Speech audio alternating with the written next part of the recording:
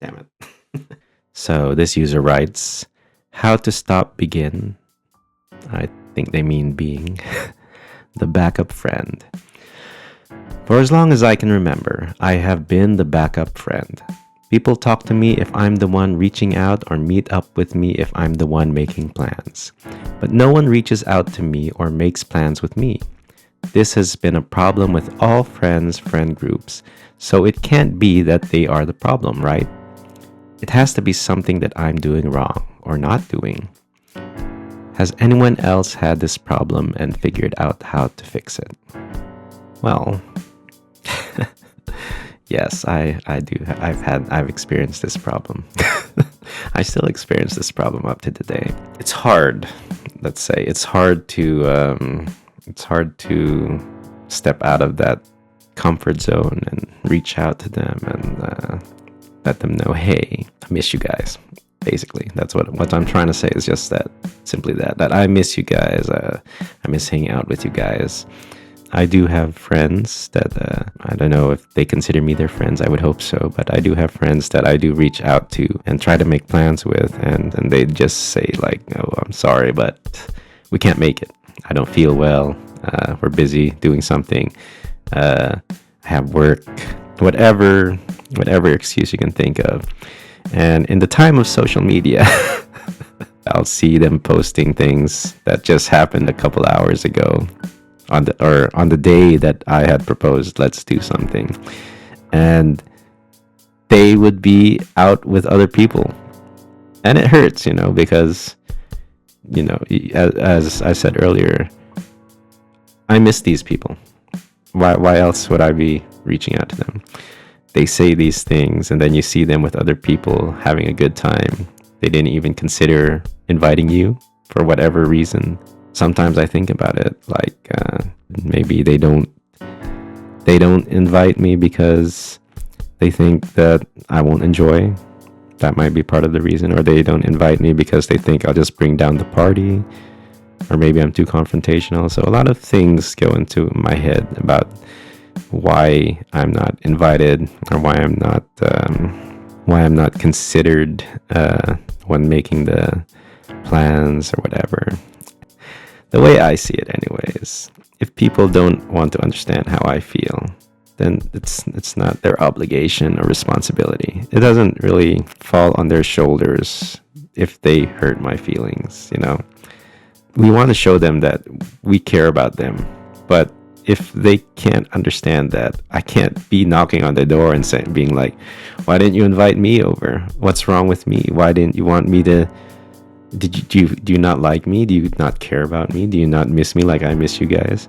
You can't let it control you, your thoughts, You can't let it dictate how you treat these people. This is the reason, like, for me, for example, I still reach out to them without, holding any grudges. The reason I do that is because I know how it feels. I know how it feels to be glanced over, not even being considered. You're thinking like, this person is one of my friends. And then you realize that, okay, maybe they're not there for me as much as I thought.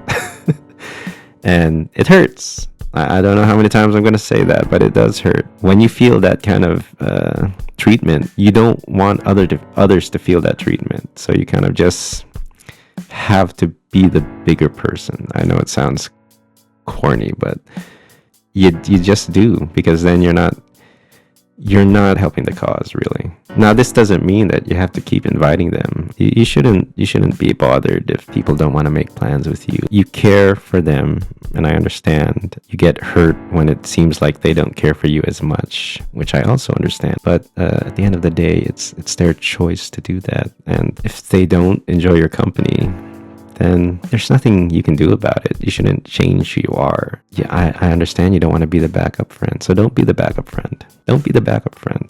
They didn't invite you. Okay, then do your own thing. I know it's easier said than done to just accept that's the situation, but you can't just tie yourself down because other people don't want to join you. You being the one constantly reaching out, showing your concern, being there for them in moments of their grief or moments of their depression or moments of their anger. wanting to celebrate them in moments of their happiness. You want to be there, but there's nothing you can really do if, that's just not the case. There's nothing you can do about them anyway. But what you can do is take control of yourself. You're not the backup friend, okay? You're not the backup friend. Take it out of your mind that you're the backup friend. I know, it's hard. It's hard. Because as I said, I experience this day in and day out. But you have to figure out what kind of person you are. Who are you really? You have to understand yourself more. And I've come to understand that I myself, I do not want anyone to feel the way that I get treated. And that's the person I am. So I don't hold it against them if they're that way. But I will continue doing things the way I want to do them. Okay? I remember long ago, this is so long ago, and this hurt me a lot. I had a cousin that had went to a whole new country. Then they were just so lost, and they called me out of the blue to talk about it, and told me the story and how they're just not fitting along. And when you move to a new country, you sacrifice everything, and you don't have anything yet. You have to share a house with somebody else. You even have to share a room with somebody else. You don't get your own privacy. You don't know anybody, so you can't go outside. And everybody was back home. And it's hard. It's hard. And I've been through that experience, which is probably why they called me.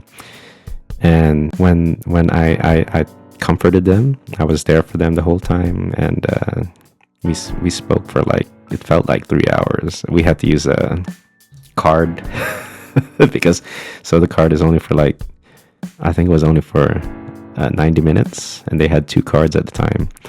So we spoke for about 3 hours, and I hope that I helped them get through that hard time, because I remember that they even started crying over the phone because they just felt so trapped. There came a point where they had forgotten all about that time, and it hurt.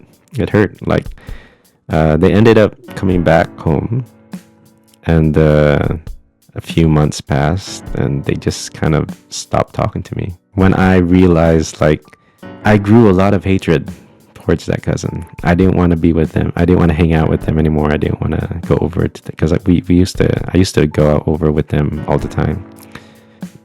We just watch television. Watch television, sit in a room and play some stupid games or drink, or it's simple things, simple life, and those things made me happy. But then all because of that, I was so distraught that I was there for them when they needed me. Painful experience. And I realized, and it took me a long time to realize it, but I can't just keep living in this pool of hatred. Seems like that particular cousin is so distant now, and I feel bad about that. I wish we could still have been close, and I feel that way about everybody that I used to be close with. But you have to think, you have to think about yourself sometimes. What makes you happy? What makes you go on? What makes you want to be a better person? And there are bigger evils in the world that need my hate. If these situations happen, it's okay. Just don't be like them. Don't be that person that forget. Always be the bigger person, as I said. Hopefully, you'll find people that do appreciate you, laugh at your jokes, think that you have a lot to give. Think about you when there's an opportunity that you think you yourself are good enough to handle. So, until next time, guys, take care, try to be better, and bye-bye.